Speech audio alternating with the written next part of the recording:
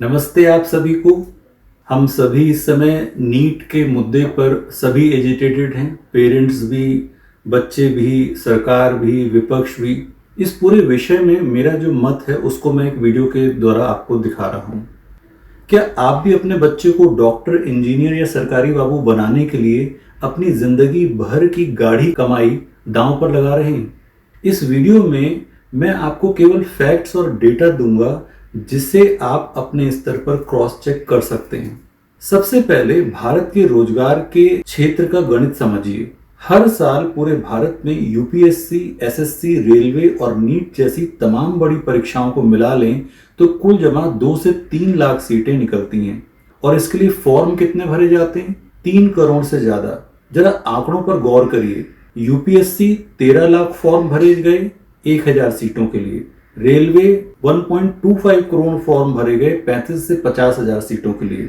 NEET में 24 lakh form भरे गए, सरकारी सीटें महज 55,000। यानी सिलेक्शन रेट है महज 0.1% से 5% और रिजेक्शन रेट है 95% से 99.9%। आप अपने जीवन के 4 कीमती साल और 5 से 8 लाख रुपए एक ऐसे सिस्टम पर लगा रहे हैं जहां आपके रिजेक्ट होने की 99% गारंटी है। क्या 99% रिजेक्ट वाले किसी बिजनेस में आप अपना पैसा लगाएंगे? इस 99% रिजेक्शन के डर पर पल रहा है भारत का 58,000 करोड़ रुपए का कोचिंग माफिया। पूरे देश में 7 करोड़ छात्र इनमें एनरोल्ड हैं और हमारे और आपके जैसे माता पिता हर साल 1.5 लाख करोड़ रुपए से 2 लाख करोड़ रुपए की शैडो इकोनॉमी इन कोचिंगों की जेब में डाल रहे हैं। और ये माफिया करता क्या है? फैक्ट सुनिए। टॉपर खरीदने का खेल। सीसीपीए, केंद्रीय उपभोक्ता संरक्षण प्राधिकरण की लिस्ट चेक करिए। आकाश, एलन, बैजू, फिटजी जैसी बड़े ब्रांड पर झूठे टॉपर दिखाने और भ्रामक विज्ञापन देने के लिए भारी जुर्माना लगाया गया है। पेपर लीक के असली मुजरिम। सीबीआई की ताजा गिरफ्तारियां देखिए।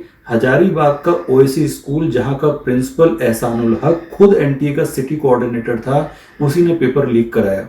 गोधरा का रॉय ओवरसीज कोचिंग जहां परशुराम रॉय करोड़ों लेकर ब्लैंक ओएमआर शीट भरवा रहा था।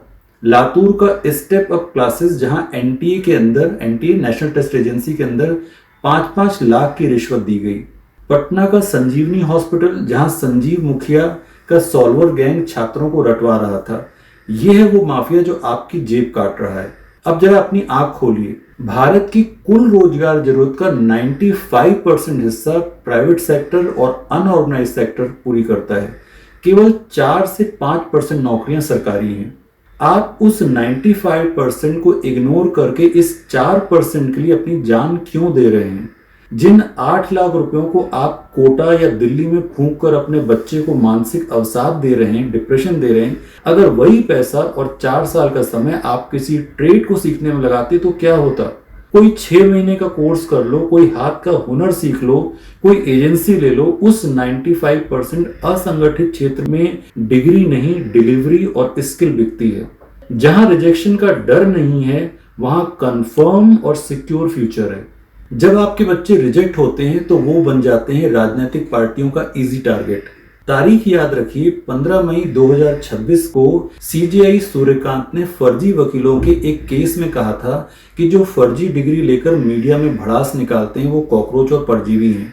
आम आदमी पार्टी के पूर्व स्ट्रेटेजिस्ट अभिजीत दीपके ने इस शब्द को चुराया और नीट छात्रों का अपमान बताकर सीजेपी, कॉकरोच जनता पार्टी बना दी। जंतर मंतर पर सोनम वांगचुक, स्वरा भास्कर और राहुल गांधी जैसे बहुत सारे लोग पहुंचे, लेकिन क्या किसी ने भी पेपर लीक रोकने का कोई साइंटिफिक या रिवोल्यूशनरी आइडिया दिया? नहीं दिया। उन्होंने सिर्फ संसद के पहले दिन हंगामा करने का एजेंडा सेट किया।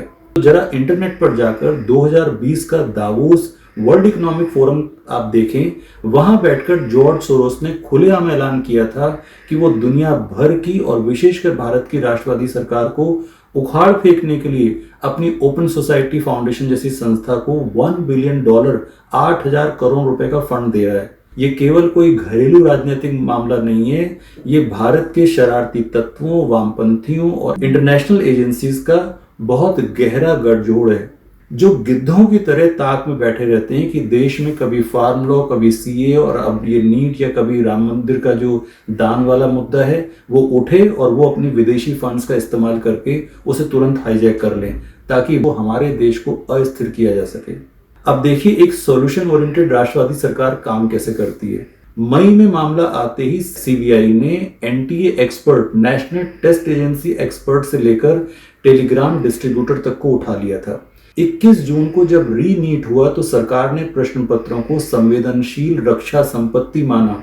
इंडियन एयरफोर्स के C-17 और MI-17 विमानों ने 200 से ज्यादा उड़ानें भरकर देश के 18 स्ट्रेटेजिक लोकेशन तक पेपर पहुंचाए, ताकि जमीनी ट्रांसपोर्ट माफिया को कुचला जा सके।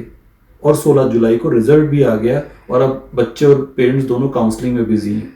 जिनको ये बात बहुत ही सरल लग रही हो, भारत के इतिहास में आपदा आने पर या डेमोग्राफिकली या ज्योग्राफिकली कोई ऐसी जगह हो जहां पे नहीं जाया जा सकता है, वहीं के लिए एयरफोर्स के प्लेन यूज किए जाते हैं। पहली बार है कि इस क्राइसिस को, और क्यों प्लेन यूज करे गए, क्योंकि इस पूरे लीकेज वाला जो तंत्र है, इस तंत्र में सबसे इंपॉर्टेंट हिस्सा है प्रिंटिंग का और लॉजिस्टिक का, जैसे कि पेपर एक जगह से दूसरी जगह पहुंचाया जाता है। और इसी ट्रांसपोर्टेशन के समय जो ये माफिया है वो अपना काम करता है, पेपर को चुराने का या बॉक्सेस को अनब्रेक करने का। इसी पूरी चीज को ओवरकम करने के लिए भारत सरकार ने एयरफोर्स का इस्तेमाल करा है। इसमें सरकार ने इसरो के पूर्व चीफ डॉक्टर के राधाकृष्णन की अध्यक्षता में कमेटी बनाई।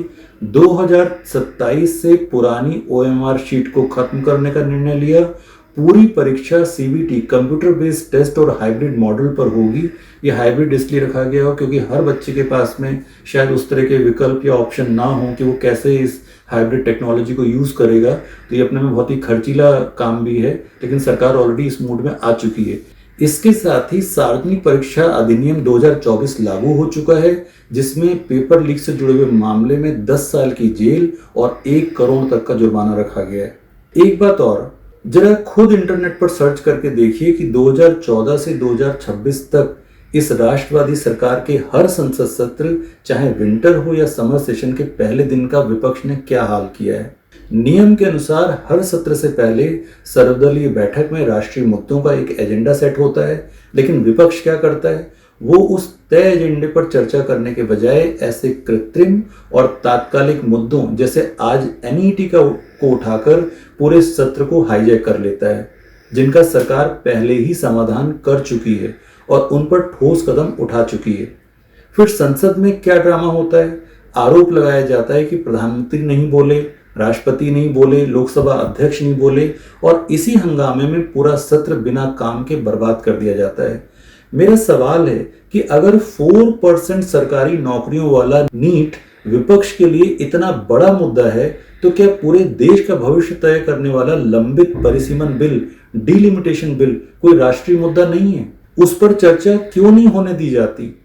कभी किसान सड़क पर आ जाते हैं तो कभी मासूम छात्रों को आगे कर दिया जाता है।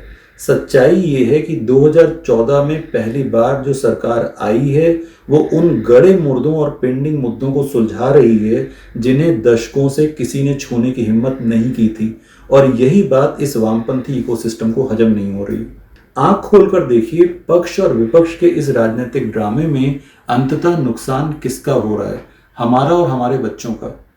विडंबना देखिए कि हमारा तथाकथित शिक्षित समाज भी इस कुचक्र को नहीं समझ पा रहा है कि हम 95% वाले एकदम सुरक्षित, जिसका कि सिक्योर ROI है, सेक्टर को छोड़कर महज 1% सिलेक्शन के लिए अपने बच्चों की जवानी, अपना समय और 4 से 5 साल के इस तैयारी के चक्र में देश के माता पिताओं का 5 से 7 लाख करोड़ रुपए राख कर देते हैं।